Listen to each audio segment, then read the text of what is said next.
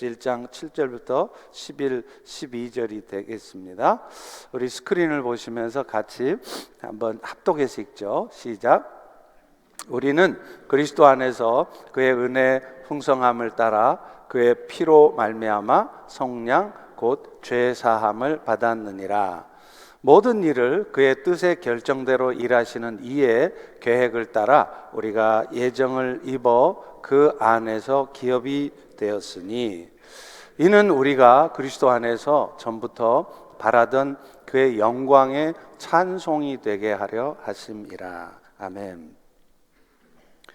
우리가 받은 구원의 은혜를 우리는 보통 값없는 은혜다 이렇게 얘기를 해요.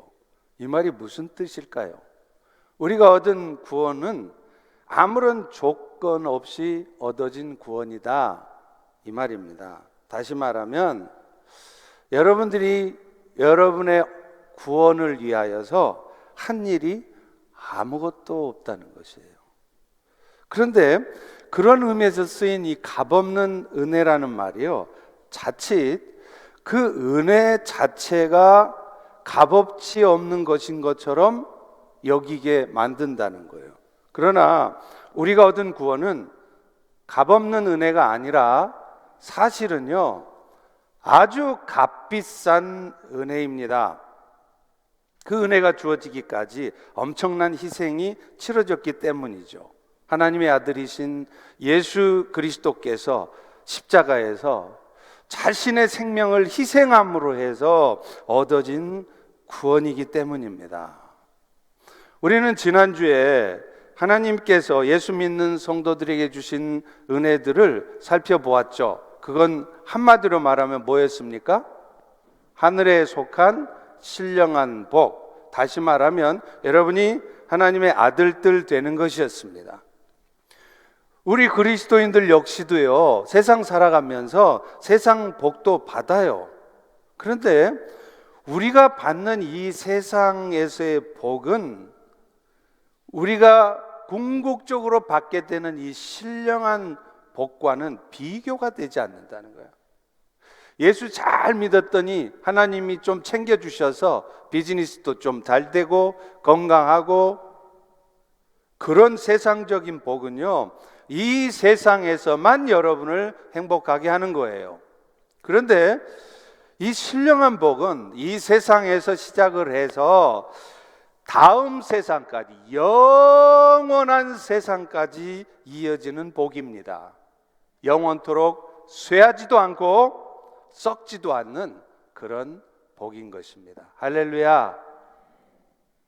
이제 성부 하나님에 이어서 성자 예수님에 의한 은혜를 에베소서 1장을 말하고 있는데요, 오늘 본문은 그것을 7절부터 12절까지 쓰고 있습니다.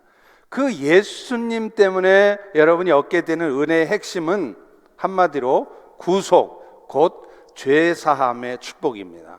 우리 다 같이 한번 따라서 해보겠습니다. 속량, 곧 죄사함의 축복이다.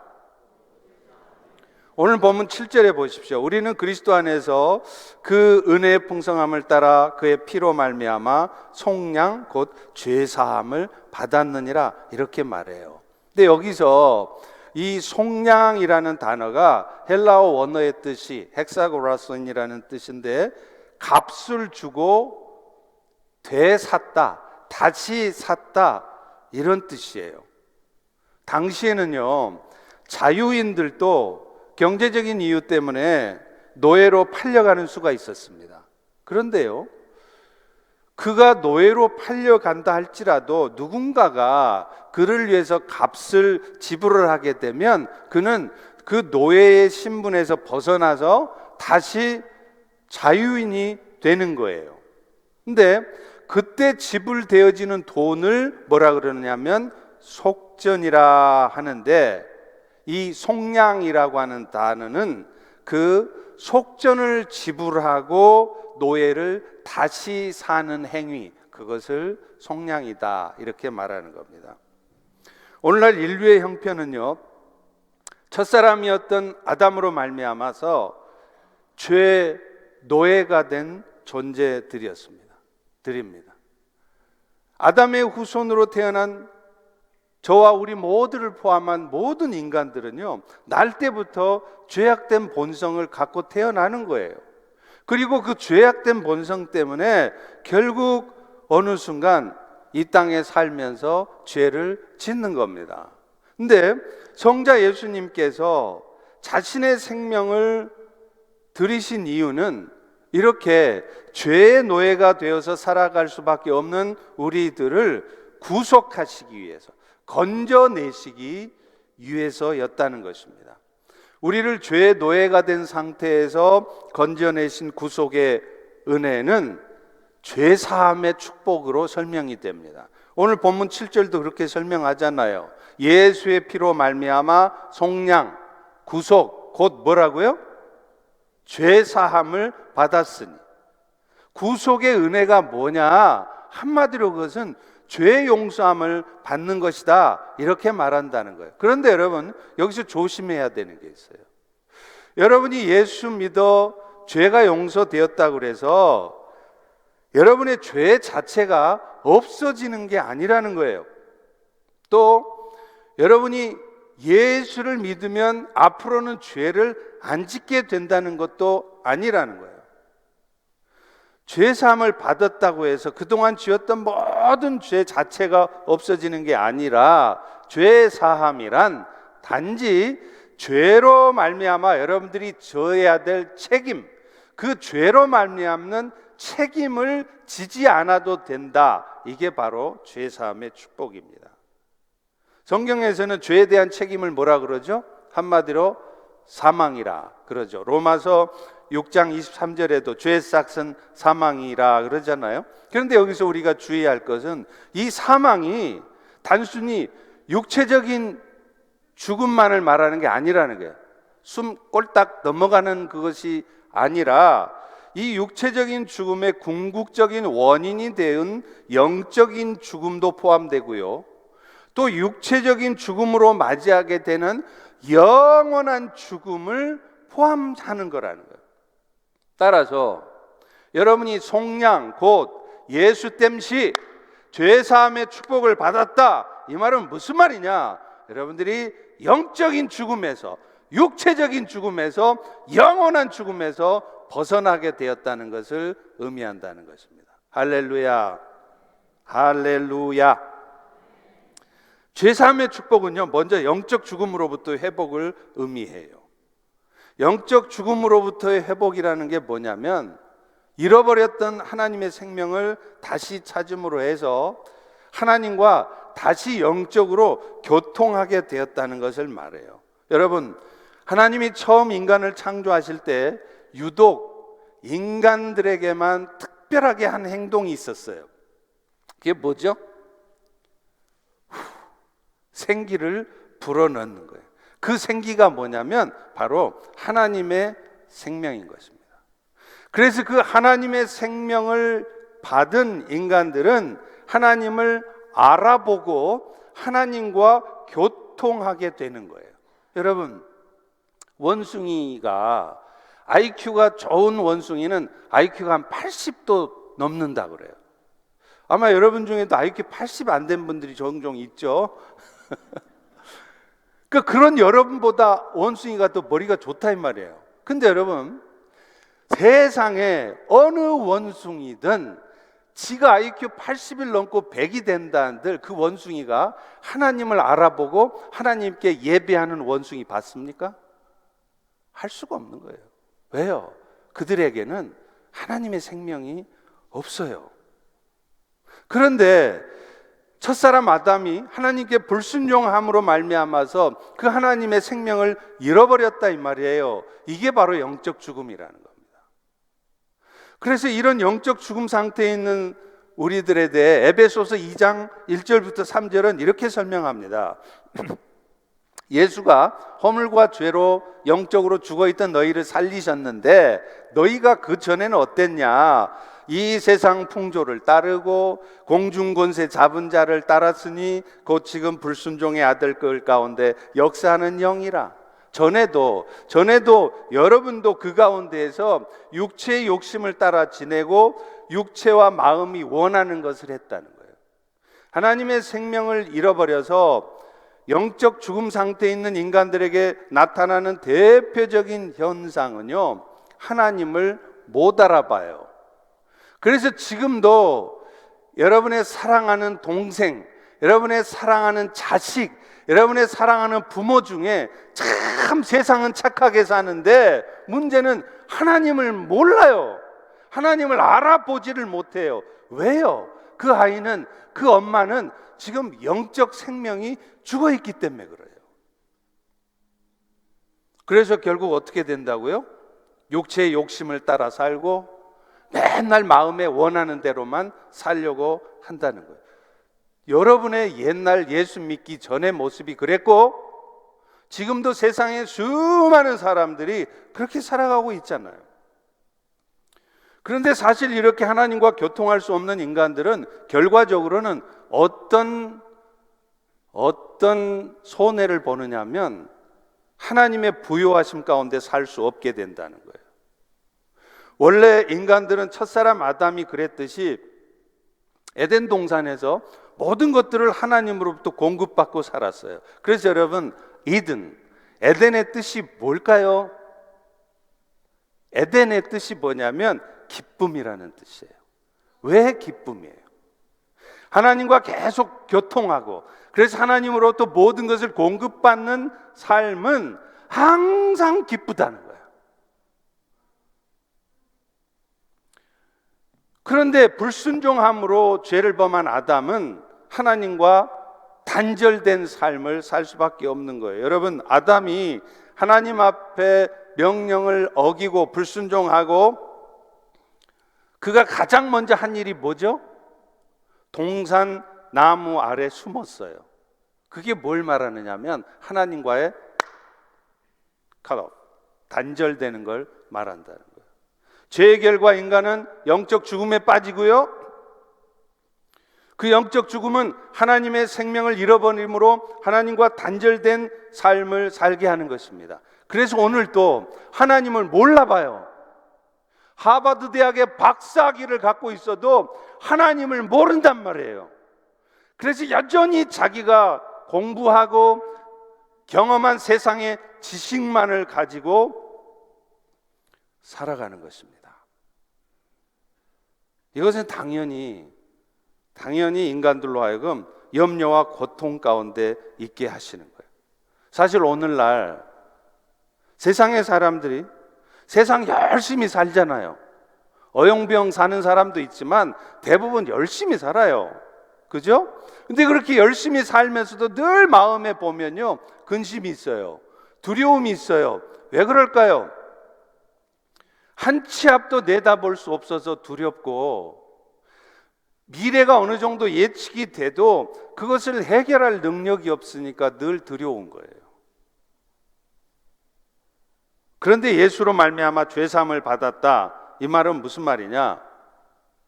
예수를 구원주로 영접함으로 말미암아 여러분이 잃어버렸던 영적 생명을 다시 찾아서 하나님과 단절된 관계가 회복됐다는 거예요. 여러분, 이것을 우리는 어떻게 알 수 있을까요? 예수님께서 십자가에서 돌아가셨을 때 가장 먼저 나타난 현상이 뭐였죠? 바로 성소와 지성소를 구분하고 있던 휘장이 위로부터 아래로 쫙 찢어졌어요. 그 이전에는 왜 성소와 지성소를 구분하는 휘장이 필요했을까요? 죄악된 인간은요, 죄가 없으신 거룩한 하나님 앞에 가면 곧바로 죽음이에요.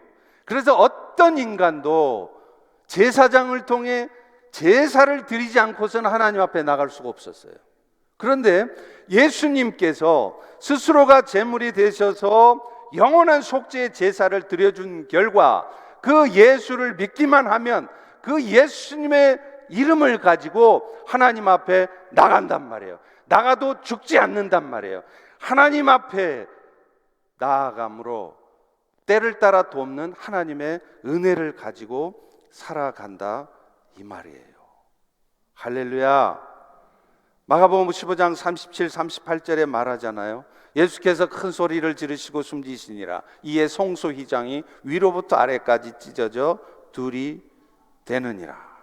다시 말하면 우리가 죄사함을 받았다. 그래서 여러분이 영적 생명을 회복했다. 이 말은 곧 하나님과 단절되었던 관계가 회복되어져서 누구든지 그리스도의 이름에 의지하면 하나님 앞에 나아가서 더 이상 여러분 스스로의 한계적인 지혜와 능력으로 살아가지 않아도 된다는 거예요.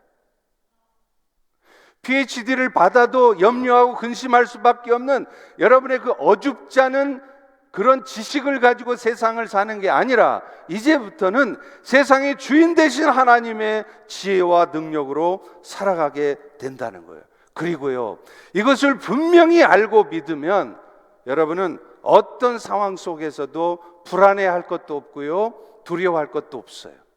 하나님께서 여러분의 삶을 인도하시고 책임져 주실 것이기 때문입니다. 오늘 또 여러분이 왜 지금 염려가 있는 줄 아세요? 여러분 속에 왜 지금 두려움이 있는 줄 아세요? 그 하나님을 신뢰하지 못하기 때문에 그래요. 하나님과의 깊은 교통 속에서 하나님께서 내 삶을 책임지신다는 것을 굳게 믿지 못하고, 오늘 또 내가 열심히 비즈니스해서 내가 열심히 돈 벌어가 자식 가르치고 또 세상 살아가려 하니 여러분 마음속에 열심히 살아도 오늘 또 그렇게 염려가 많고 두려움으로 가득 차 있는 것입니다. 이미 하나님께서 여러분을 하나님과 교통하도록 회복시켜 주셨는데도요. 여러분 시편 23편 1절에 보면 다윗이 이렇게 고백하죠. 내게 부족함이 없으리로다. 근데 아세요? 지금 다윗이 이 고백하는 상황은요, 그냥 아무 어려움도 없고 인생 쫙 풀리는 그게 아니에요. 지금 사울왕한테 쫓겨서 죽을 똥 살 똥 생명을 담보할 수 없는 상황인데도 다윗은 내게 부족함이 없대요. 그 말이 무슨 말이에요? 지금은 내 손에 쥔 거 아무것도 없어도 필요할 때가 되면 하나님이 나를 쉴 만한 물가로 인도하실 것이고, 하나님께서 나에게 푸른 초장에 누이실 것을 믿기 때문인 것입니다. 여러분 가나안 땅에 가보셨나요? 우리는 가나안 땅을 뭐가 흐르는 땅이라고 그러죠? 젖과 꿀이 흐르는 땅이라고 그러죠. 여러분 성지순례 꼭 가보세요. 성지순례 가면 그게 새빨간 거짓말이라는 걸 압니다.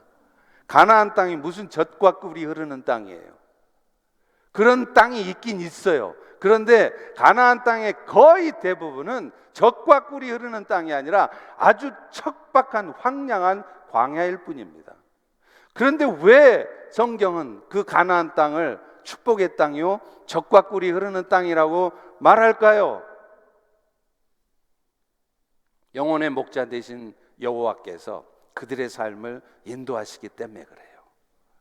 그러므로 오늘 또 여러분들이 눈을 크게 뜨고 보아야 될 거는요, 오늘 또 여러분을 당황시키고 여러분을 불안하게 만드는 여러분의 현재 상황이 아니에요. 비즈니스는 잘 될까? 나 레이오프 되는 거 아니야? 내 자식은 대학에 잘 가려나? 이런 상황이 아니라 오늘 또 죄사함을 통해 우리와 교통하기 원하시고 또 실제로 때를 따라 돕는 은혜 베푸시기를 원하시는 주님의 얼굴인 줄로 믿습니다. 눈을 들어 그 주님의 얼굴을 바라보시기 바랍니다. 그럴 때 여러분의 마음속에 모든 염려와 근심과 두려움이 사라지게 될 줄로 믿습니다. 두 번째는요, 죄사함의 축복은 여러분을 육체적 죽음에서도 구원되게 하신다는 거예요. 영적인 죽음의 결과 인간은 육체적으로도 죽음을 맛보게 되죠. 창세기 3장 19절에 보십시오. 네가 얼굴에 땀이 흘러야 식물 먹고 필경은 흙으로 돌아갈 것이다. 인간은 언젠가 한 번은 죽어요. 여러분 병에 걸렸다가 진짜 펠로십계 중보팀이 기도 많이 해줬더니 기적같이 안 죽고 살았네요. 그런다고 영원토록 삽니까? 또 언젠가는 죽어요. 이런 인간의 운명을 생각할 때 우리는 두려움을 갖는 거예요. 그래서 아무리 건장한 사람도요, 죽음 앞에서는 의연해지기가 쉽지 않더라고요. 그래서 사탄이 장난치는 게 뭔지 아십니까? 이 사망을 가지고 장난질을 해요.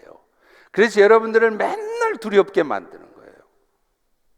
병원에 갔더니 닥터가 아무래도 바이옵시를, 조직 검사를 좀 해봐야 되겠습니다. 그 소리 들으면 그 순간 얼굴이 사색이 되지 않아요? 왜 그럴까요? 사망 가지고 장난질을 하는 사탄이 여러분의 마음속에 두려움을 집어 넣어주기 때문에 그래요. 그런데요, 그리스도를 구원주로 영접해서 죄사함의 축복을 받은 자들은 그런 육체적 죽음으로부터도 건짐받는다는 거예요. 물론 이 말은 예수를 믿게 되면 병에도 안 걸리고 죽지도 않는다는 말은 아니에요. 병에 걸립니다. 예수 잘 믿어도 죽게 돼요. 그런데 영원히 죽음에 묶여 있지 않고 다시 부활하게 된다는 걸 말해요. 고린도전서 15장 49절에 보십시오. 보라, 내가 너희에게 비밀을 말하는데 우리가 다 잠잘 것이 아니요 마지막 나팔의 순식간에 다 변화되리니. 사망 권세를 이기신 그리스도께서 여러분에게도 부활의 생명을 주셨습니다. 그러므로 여러분, 우리가 사망을, 죽음을 상대해서 온전히 일어서기 위해서는요, 부활의 권능을 가지신 주님을 붙들어야 돼요.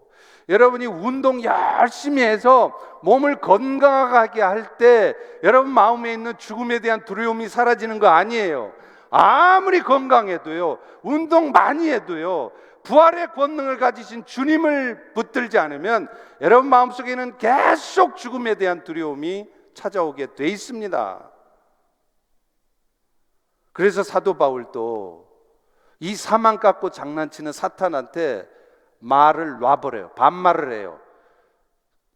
고린도전서 15장 55절에 보십시오. 사망아, 네 이기는 것이 어디냐? 네 쏘는 것이 뭐냐? 여러분, 사망님한테 감히 말 놓을 수 있는 사람이 누가 있겠어요? 아이고, 사망님 제발 나한테 오지 마세요. 저 옆집 김집사한테 가시오. 근데 바울은요, 사망아 나한테 와, 괜찮아. 네가 이기는 게 뭔데? 너는 결코 나 못 이겨. 사망한테, 죽음을 두려워하는 게 아니라 사망한테 말을 놔버린단 말이에요. 그 이유가 뭔지 아세요? 바울은 죽어도 부활할 것을 굳게 믿기 때문에 그렇습니다. 그 부활의 권능을 가지신 주님을 붙드니까 죽음조차 안 무서운 거예요. 여러분, 북한에 해주라는 곳에 비행장이 있어요. 그 해주 비행장에서 미국기가 5대가 쫙 뜨면요, 그 순간 남한의 정찰 자산이 금방 디텍트를 해요. 그래서 바로 오산 비행장한테 연락을 하면 1분 안에 F-15, 지금은 F-35겠죠? F-35 5대가 같이 딱 뜹니다. 왜 그런 줄 아세요? 해주에서 5대가 뜨면 서울 상공까지 2분 안에 도착해요. 그러니까 혹시 모르니까 항상 해주에서 5대 딱 뜨면 오산에서 5대가 딱 같이 떠요. 맞상대를 해주는 거죠. 사망이 여러분 마음을 막 두려워하게 만들어요. 닥터한테 조직검사 하자는 소리 들었어요. 내일 모레 검사 결과 들어요. 막 두려움이 막 찾아와요. 그럴 때 여러분이 그 두려움을 이겨내는 방법이 뭔지 아세요? 부활의 권능을 가지신 주님을 바라보시란 말이에요. 하나님, 나 암 안 걸리게 해주세요. 나 살려주세요. 그 기도보다 더 힘 있는 기도가 뭔지 아세요? 하나님, 내가 죽어도 다시 산다는 그 부활의 권능을 가지신 예수님을 붙들게 해주세요. 나에게 그런 믿음을 주세요. 그럴 때 여러분 안에 비로소 그 죽음에 대한 두려움이 사라지는 것입니다. 그러면 여러분의 인생이 바뀌어요.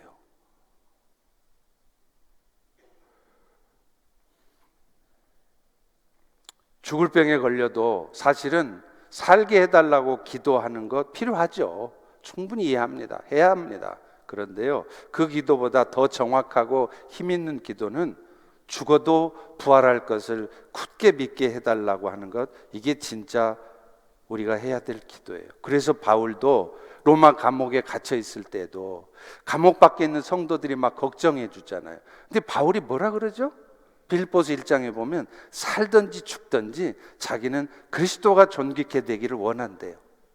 우리는 기도를 해도 무슨 기도해요? 살려달라고 기도해요. 우리는 기도를 해도 망하지 말고 흥하게 해달라고 기도해요. 근데 바울은 기도가 달랐어요.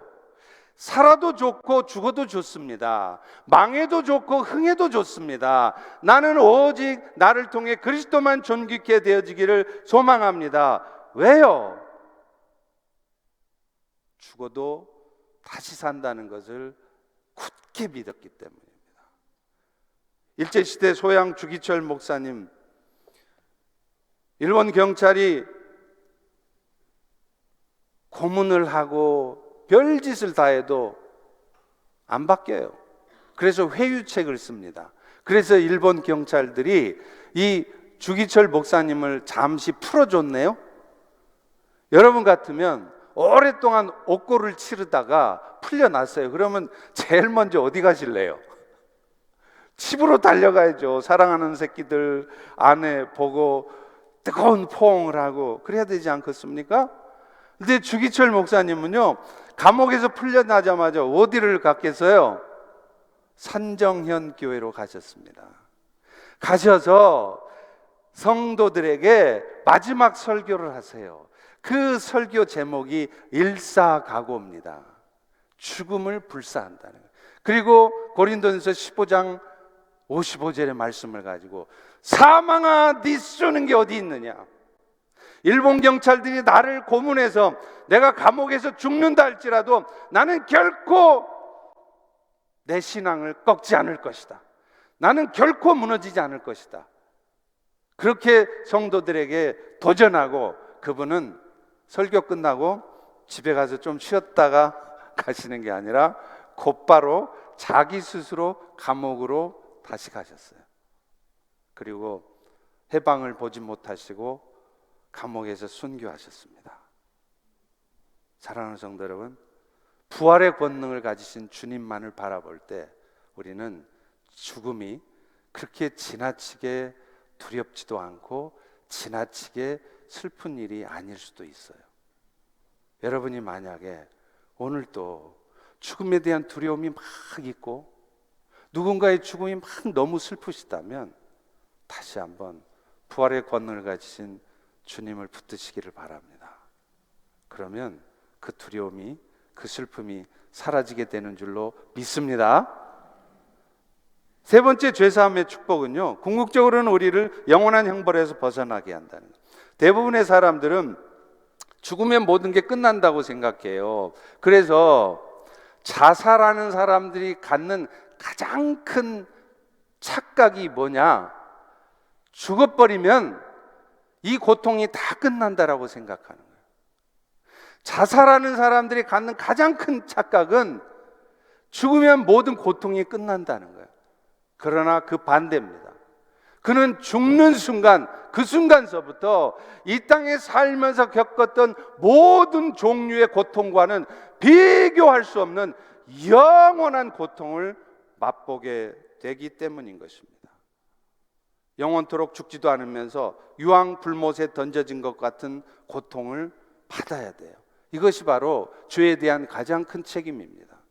계시록 20장 14, 15절에 사망과 무도 불못에 던져지니 이것은 둘째 사망 곧 불못이라. 누구든지 생명책에 기록되지 못한 자는 불못에 던져지리라. 그런데요, 예수님을 구원주로 받아들여서 죄사함의 축복을 받은 여러분들은 이 영원한 형벌을 면제받게 되었습니다. 할렐루야, 할렐루야. 영원한 형벌이 아니라 영원한 복락을 누릴 수 있게 되었습니다. 계시록 22장 5절에 말하잖아요. 그곳에는 다시는 밤이 없겠고 등불과 햇빛이 쓸데없으니 이는 주 하나님이 저희에게 비추심이라. 저희가 세세토록 왕노릇 하리로다. 사랑하는 성도 여러분, 우리의 신앙의 궁극은요, 결국 영원한 나라를 소망하는 것입니다. 이 땅에 사는 동안 여러분이 하나님이 도우실 것을 믿고 열심히 봉사하고 열심히 착한 일 많이 하시고 헌신하는 것도 신앙의 표현일 수 있습니다. 그런데 진짜 신앙이 뭔지 아세요? 진짜 믿음 좋다는 게 뭔지 아세요? 영원한 나라를 소망하는 것입니다.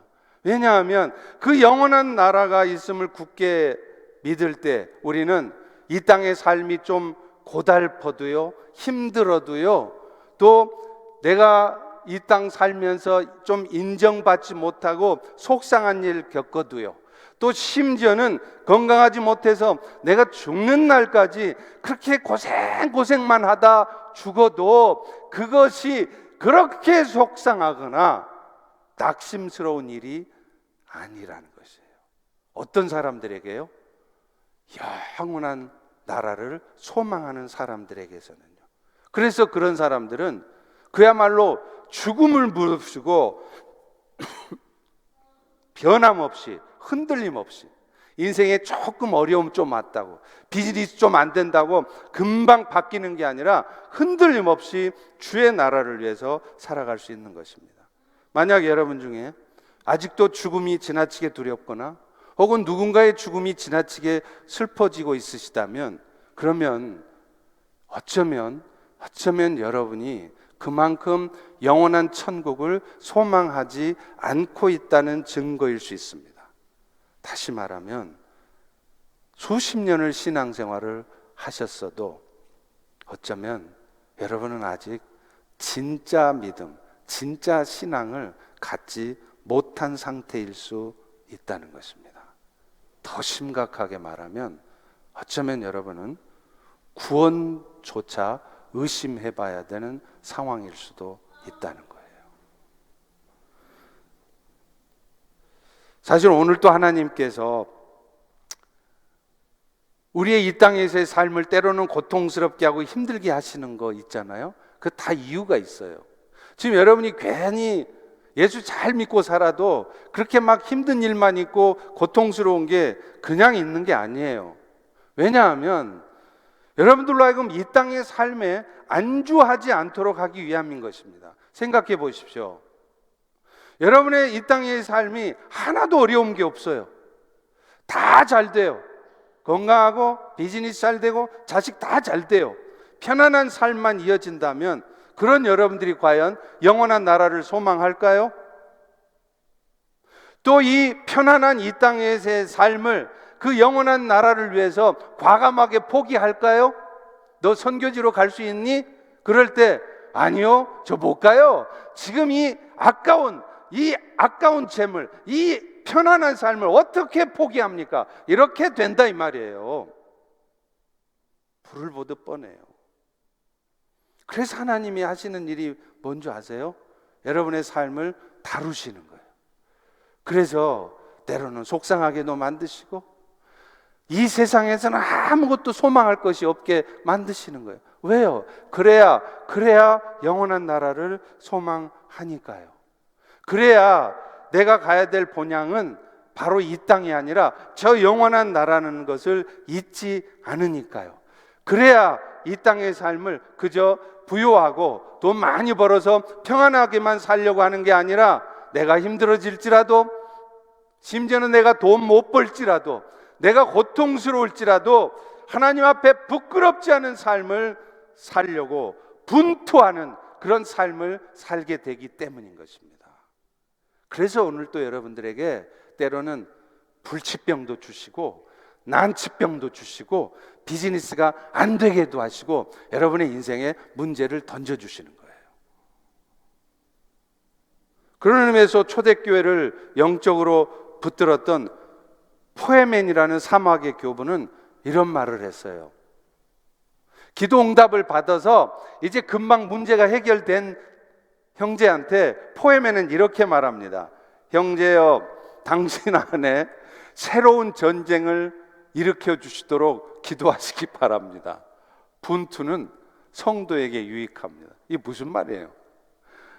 힘들게 살다 기도 응답 받아서 이제 문제 해결됐는데 그 사람한테 포에맨이 뭐라 그러냐면 당신한테 앞으로도 계속 인생에 문제가 있게 해달라고 구하라는 얘기예요.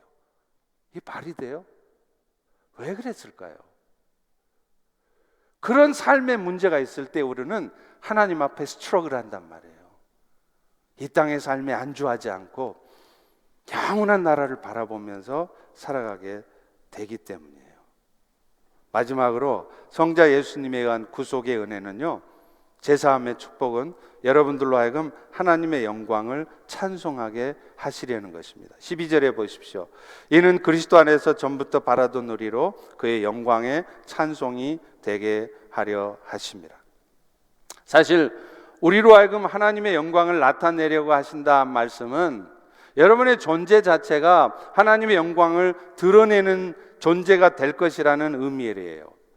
왜 그러느냐? 고린도전서 15장 42절부터 44절에 보면 여러분들이 장차 어떻게 변화될 것을 이렇게 쓰고 있기 때문에 그렇습니다. 죽은 자의 부활도 그와 같으니 여러분이 어떻게 되느냐? 썩을 것을 심고 썩지 않을 것으로 다시 살 것이고, 여러분들이 어떻게 되느냐? 욕된 것을 심어버리고 영광스러운 것으로 탈 것이며, 여러분들이 어떻게 되느냐? 약한 것을 다 던져버리고 강한 것으로 살 것이고 신령한 몸으로 다시 살아날 거라는 거예요. 그래서 그때가 되면 우리 모두에게는 아름답지 못하거나 우리 안에 거룩하지 못한 이런 모습들은 작은 티끌이라도 찾아볼 수 없게 될 거라는 거예요. 그래서 여러분의 몸 자체가 하나님의 영광을 나타내기에 충분한 존재가 될 것이라는 거예요. 할렐루야, 할렐루야. 기쁘지 않으십니까? 그런데 이렇게 우리가 하나님의 영광을 찬송하는 존재가 된다는 의미는 우리의 그런 영화로운 모습으로 변화된 모습 통해 하나님의 영광 받으신다는 의미도 있지만, 여러분이 실제 이 땅에 사는 동안 여러분이 하나님의 영광을 나타내는 삶을 통해서도 영광 받으신다는 말이에요. 사실 우리 모두가 이런 죄사함의 축복을 받게 된 이유가 열심히 여러분이 착한 일해서 그래요? 말씀대로 살아서 그래요? 천만의 말씀이에요. 성경 창세기부터 요한계시록 끝까지 계속해서 말하고 있는 것은 오직 믿음으로 구원, 은혜로 구원이에요. 그 구원을 위해서 여러분이 한 일은 아무것도 없어요. 오직 은혜입니다. 그렇다면 그 값비싼 은혜를 갚아야 될 거 아니에요. 뭘로 갚으라 그러는 거예요? 여러분의 삶을 통해 하나님의 영광을 나타내라 이 말이에요. 사실 우리 모두가 얻은 구원은 결코 값싼 은혜가 아닙니다. 세상에 무엇과도 바꿀 수 없는 값비싼 은혜예요. 그러므로 오늘 또 이 값비싼 은혜를 받은 우리가 세상사에 눌리고 낙심하고 있으시다면 그 값비싼 은혜를요, 정말로 값싼 은혜로 만들어버리는 거예요. 여러분, 나쁜 짓 하나도 안 하고 가만히 앉아 있는데 하나님의 영광을 땅에 떨어뜨리는 꼴이 돼요. 뭐 하고 있으면요, 여러분 삶에 벌어지는 이런저런 일들 때문에 낙심하고 있고 어둠에 빠져 있고 주저앉아 있으면, 여러분이 실제 죄를 범하거나 나쁜 짓을 안 했음에도 여러분은 지금 계속해서 가만히 앉아서 아무 짓도 안 하면서 하나님의 영광을 땅에 떨어뜨리고 있는 거예요. 값비싼 은혜를 값싼 은혜로 만들어버리는 거예요. 왜요? 이 엄청난 값비싼 은혜를 받은 자라면 여러분 인생에 무슨 일이 벌어졌어도 그 일 때문에 지나치게 좌절하고 지나치게 어둠에 사로잡혀 있어서는 안 되는 겁니다.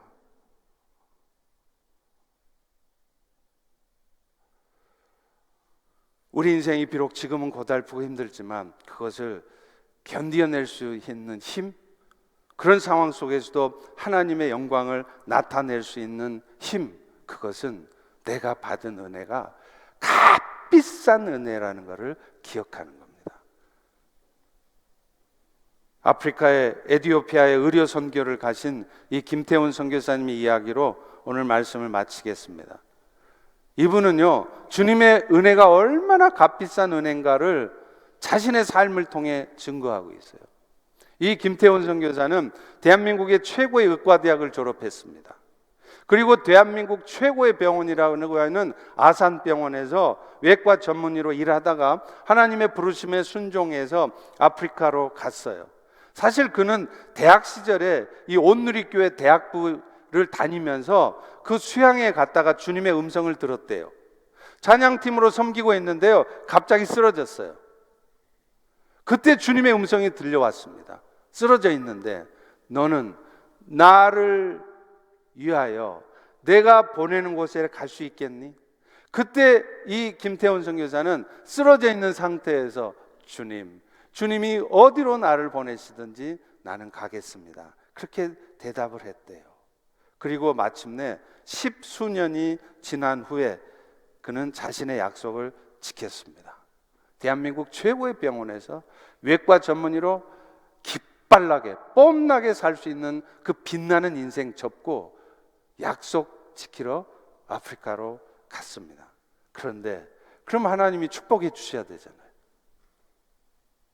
근데 가자마자 2013년에 갔는데 14년에 1년 반 만인가 이분이 파킨슨병 진단을 받아요. 얼마나 절망되겠습니까? 근데 하나님은 그때 이 김태훈 선교사에게도 또 그 아내 선교사에게도 비슷한 꿈을 꾸게 하셨어요. 꿈속에서 자기가 예수님 품에 탁 안겨 있는 거예요. 그리고 예수님 품에 안겨서 편안하게 가고 있는데 이 선교사님 아내가 그 예수님의 발 아래쪽을 이렇게 쳐다보니까 지금 예수님이 가고 있는 그 길이 가시밭길이더래요. 그래서 예수님의 발에 온통 피가 나는 그 피투성이의 그런 모습이었답니다. 하나님은 그 선교사님에게 보여주신 거예요. 네가 가는 길은 비록 가시밭길 같은 곳일지라도 내가 너와 함께 갈 것이고 내가 너를 안고 가는 길이니 너의 길은 평안한 길이 될 것이다. 그런데 김태훈 선교사는 여전히 마음에 의문이 남았어요. 그래요, 주님이 함께 하신다면 내가 파킨슨병 걸려도 괜찮습니다. 그렇게 살게요. 그런데요, 주님, 내가 이런 모습으로 과연 어떻게 하나님의 영광을 나타낼 수 있겠습니까? 내가 아프리카 에티오피아에 가서 이 외과 수술을 잘해서 그 수많은 생명들을 살려내는 일을 할 때 내가 비로소 하나님의 영광을 나타낼 텐데 이 손 떨리는 이 손을 가지고 무슨 수술을 할 것이며 이런 내 모습이 어떻게 하나님의 영광을 나타냅니까? 하나님께 항변했어요. 그때 하나님이 이렇게 말씀하시더래요. 너는 나를 위해 아무것도 하는 것이 없다고 생각하겠지만 나는 너에게서 가장 큰 선물을 받았단다. 그것은 네가 너의 전부를 나에게 준 것이다. 여러분, 주님의 은혜는 가장 큰 희생을 치른 가장 값비싼 은혜입니다. 그리고 그 값비싼 은혜를 받은 우리 역시 때로는 값비싼 대가를 치러야 할 수도 있습니다.